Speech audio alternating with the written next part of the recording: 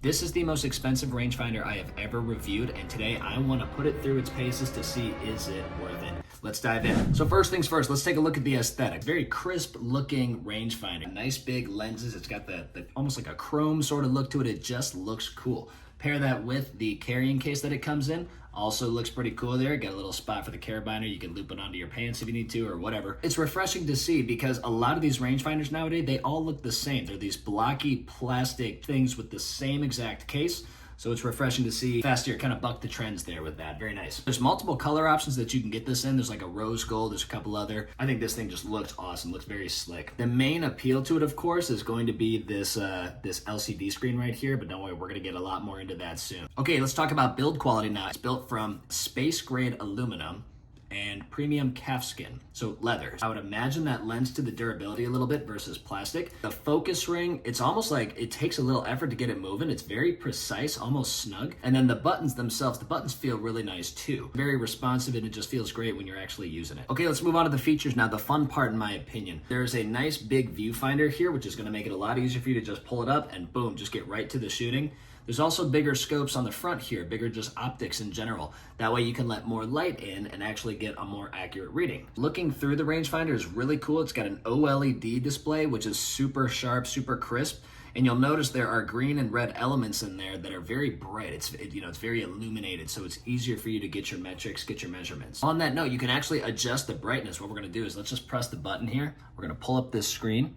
We're gonna swipe over, and look at that, we got ourselves a little menu here, right? So we can kind of go through there. You can see BRT is the brightness. Right now it's on auto, but you can take it all the way. I think it has four or five different lighting options, which is pretty cool. You'll also see right there, that's how we go ahead and change the units. Oh, let me come back.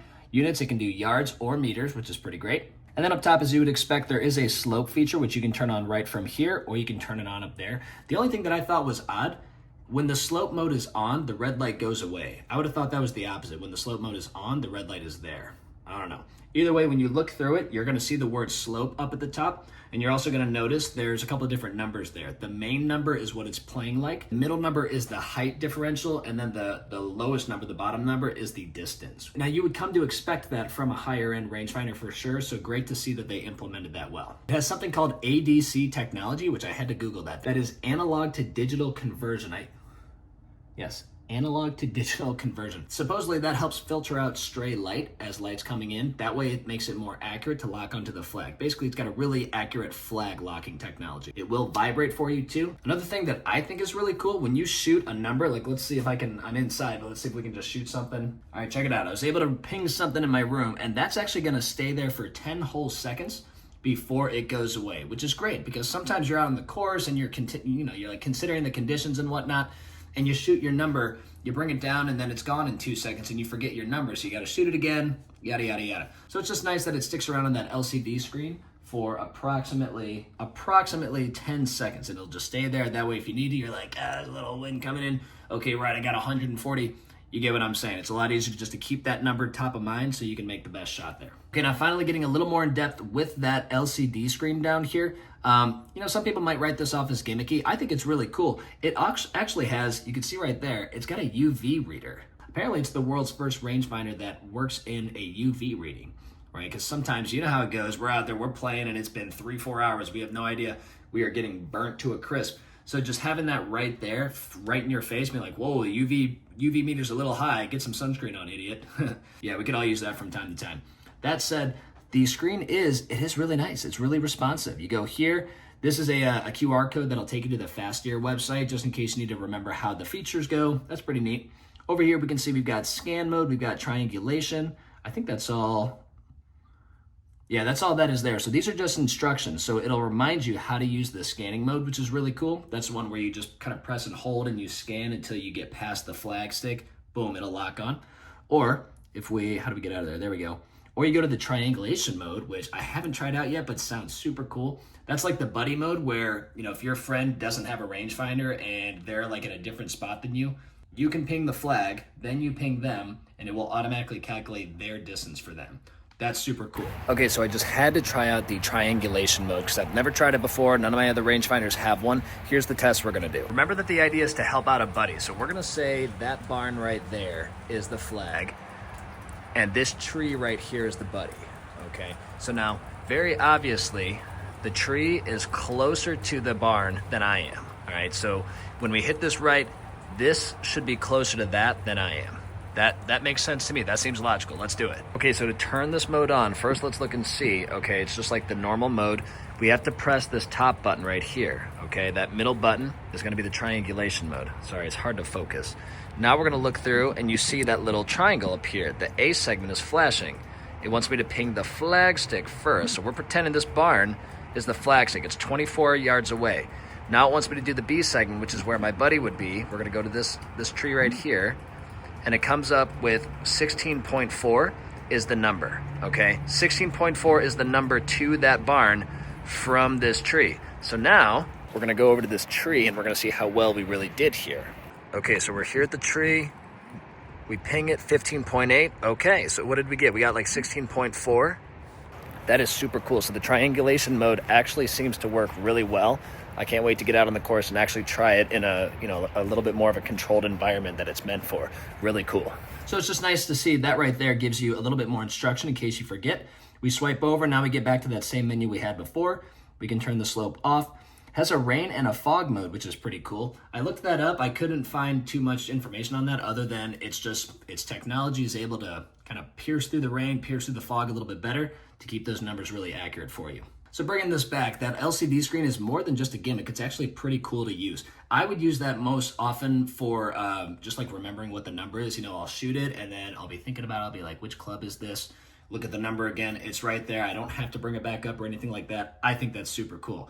And then to be able to switch through some of those settings a little bit more quickly like that is also great. I know sometimes people, they don't really, you might have to have like a certain combination of button presses or this or that. And it's just hard to remember that stuff when you're out on the course. So being able to come right down here and actually select the settings you want, super cool feature in my opinion. Now, stuff that's a little bit more unique to this, because when a rangefinder is priced like this, you instantly start thinking like, okay, what's unique? What's different about this one? That rain and fog mode, I'm really excited to try that one out because we're here in Ohio and we get plenty of not great weather throughout the year when we're golfing. We're warriors, so we don't let it stop us. But something like this should help us kind of, keep accurate numbers even when the weather's not so great. It has a rating of IP54, which if you didn't know that, 5 means that it is pretty tightly sealed against dust. There might be a little bit of ways that dust can enter.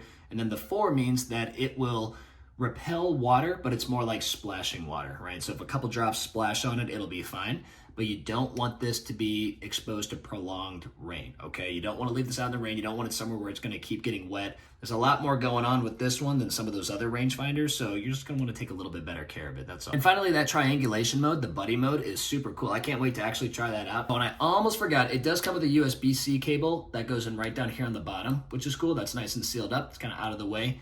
Sometimes, you've got these finders and they look really great, but then boom, there's just a hole on the side for the charging cable. So it's nice that they kind of work that into the design a little bit better. Next up, the accuracy. Everything that I've seen, even just a little bit that I've used around the house or out in the backyard, does appear to be pretty accurate. I can't imagine they went to all this trouble and their distance technology is not that accurate.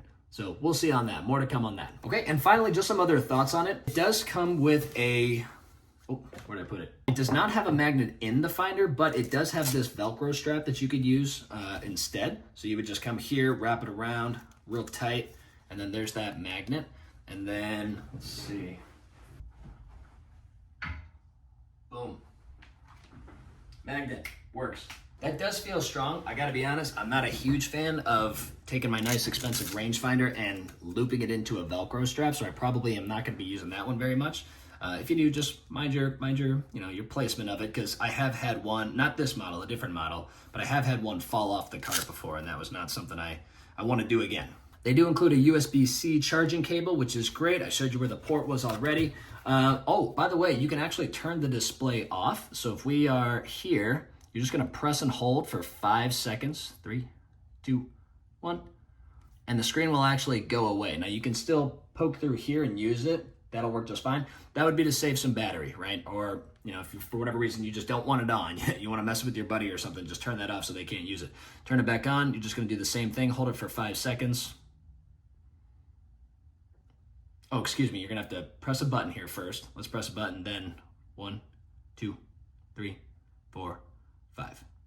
There we go. Back in action. Lastly, the thing is very light. It only weighs 5.5 ounces. I was curious about how that compares to other rangefinders, and a lot of other rangefinders are 6 ounces and up. Now, what's half an ounce at that point? But point being, you got a lot of good stuff crammed into this tiny little nice looking unit. So overall now, the final thoughts here, is this worth the cost? Because this is not an inexpensive rangefinder. I know some of you guys are probably wondering like, my goodness, why would you ever pay so much for a rangefinder? It's not gonna be for everyone, right? Some people are gonna prefer the more simple ones. They're not gonna go spend this much on a rangefinder. But if you are really into the game and you want something that looks good and it feels good, it's got nice features to it, it's easily rechargeable and all that, this is a great option. I've reviewed probably 6 different rangefinders by now. Used them all, gotten pretty comfortable with rangefinder technology in general, and I can say this one is up there. This one feels really good when you're using it. So I hope you guys found that helpful. Drop any questions below. I'll get to those as quickly as I can. Feel free to check it out if you are interested, and hit them straight out there. Have a great rest of your day. Peace.